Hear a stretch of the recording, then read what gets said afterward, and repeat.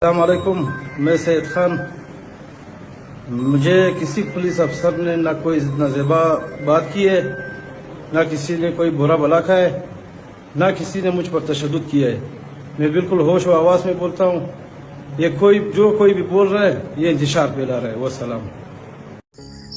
سلامونه مرګرو. دغه غازی سید خان دی. څنګه چې تاسو ولید خلکو په دې باندې مختلف قسم پروپاګاندا شروع کړي دي چې دا د اعلی حکامو له کبله چې کوم دی ډیر ټارچر شوی دی، داسې مطلب نیول شوی دی او دې ته وخت ورکول شوی چې موږ به تاسو له داسې سزا درکوو، تا داسې یو کس چې کوم دی بغیر د اجازته چې هغه په د پولیس په حواله کې و تا داسې ولیکلي دي، خو داسې هېڅ قسم خبره نشته دی. دا پرون له راهیسې پرون مازدیګر له راهیسې دغه چې کوم دی په ټرین کې چلیږي چې سید خان دوباره ګرفتاریږي او دا یو هغه دی، داسې قسم نه خبره نشته دی.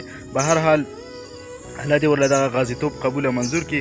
خو دی وایي چې د دغه نه وړاندې چې ما دغه سټیپ اخیسته، دغه کم کس چې کوم و هغه مې مرداراوه، نو په دغه وخت کې وایي زما زړه له دا جذبه راله چې یاره زه دا کوشش کوم زما نه بل څوک چې کوم دی دغه غازیتوب چې کوم دی هغه په هغه کې مخکېوالی ونه کړي، یعنې وړاندې بل یو کس ورنشي.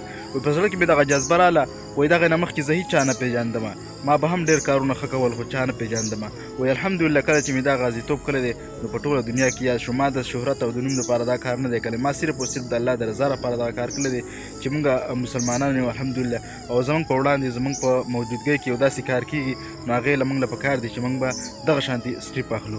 نو الله پاک دې قبول او منظور کړي. دې په باره کې مفتي صاحب ډېرې ښکلې خبرې کړي دي، راځئ سیټ ته در باندې دغه هم اورم انشاءالله چې ستاسو به خوښې هم شي او مخکې به د ملګرو سره ضرور شیر کړئ، ځکه چې د غازي صاحب دپاره یې ډېرې ښکلې خبرې کړي دي. نو راځئ دا اورو.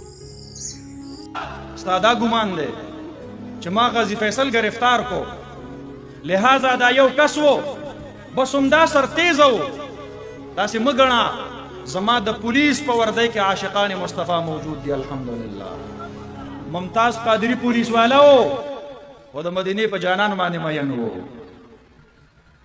زما د یونیورسټۍ په سټوډنټانو کې عاشقان موجود دي. دا امیر چیما غوندې ځوانان نن الحمدلله د امت مسلمه میندو روزلی دي. دا هغه ځوان دی چې خپل پلار هغه جرمني ته لېږلی د تعلیم دپاره او هلته یې وکتل چې یو رساله ده چارلی ایبډو، په هغې کې د نبي علیه السلام کارټون جوړ شو.